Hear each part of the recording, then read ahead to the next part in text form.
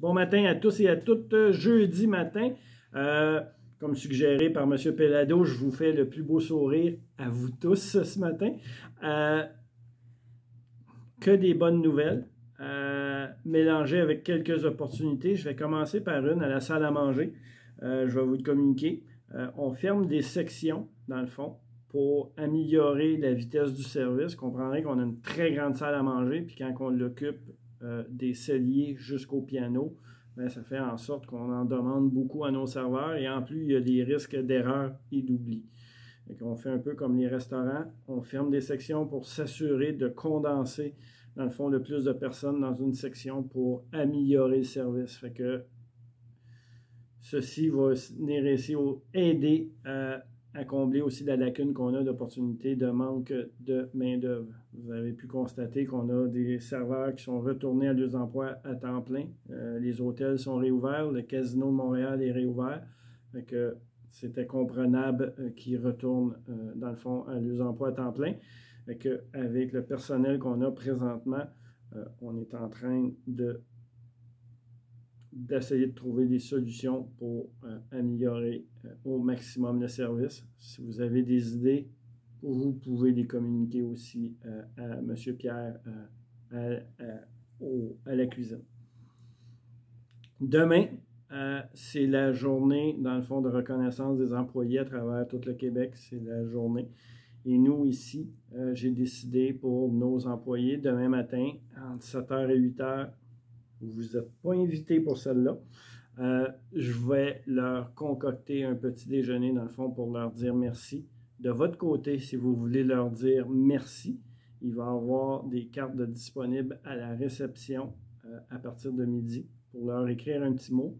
Et moi et Fanny, on va afficher ça sur un mur, dans le fond, vos mots de reconnaissance envers tous les employés qui sont là toute l'année, tous les jours, 24 heures par jour, 7 jours par semaine, dans le fond, pour vous assurer la qualité de vie que vous avez ici. Donc, un petit mot, je pense qu'ils vont l'apprécier au niveau de la reconnaissance. La porte en avant. C'est pire qu'un film d'horreur. La porte avait été commandée depuis le mois de septembre. Elle est arrivée. Ils ont procédé à l'installation la semaine passée. Ils ont brisé une vitre. Il faut qu'ils reviennent remplacer le thermos. Le moteur en haut, petit problème de logistique. Ce que les fournisseurs m'ont dit, parce que j'ai communiqué personnellement avec eux hier encore, ils m'ont dit que la semaine prochaine, fin de la semaine, le problème de la porte devrait être réglé. Je pense qu'on vit ce qui se vit partout. Manque de pièces, manque de main-d'œuvre. On le voit. Moi, je vais chez IGA, j'essaie de trouver des Rice Krispies pour ma conjointe. Il n'y en a plus de Rice Krispies.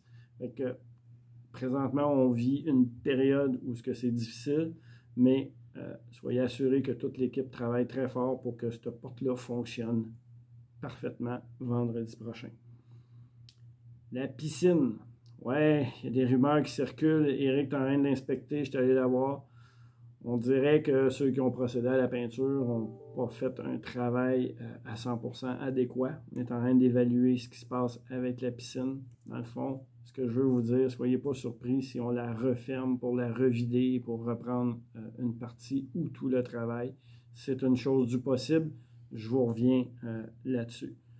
Au niveau, dans le fond, du masque et des procédures, vous avez vu qu'il y a plusieurs choses qu'on vous a dit, qu'on vous a communiquées qui changent. Présentement, les activités reprennent. Tout est ouvert. Les invités peuvent aller avec vous selon les règles vivre en toute harmonie. On revient à ça. Ce qui reste, c'est votre meilleur ami qu'il faut conserver, apporter dans les aires communes.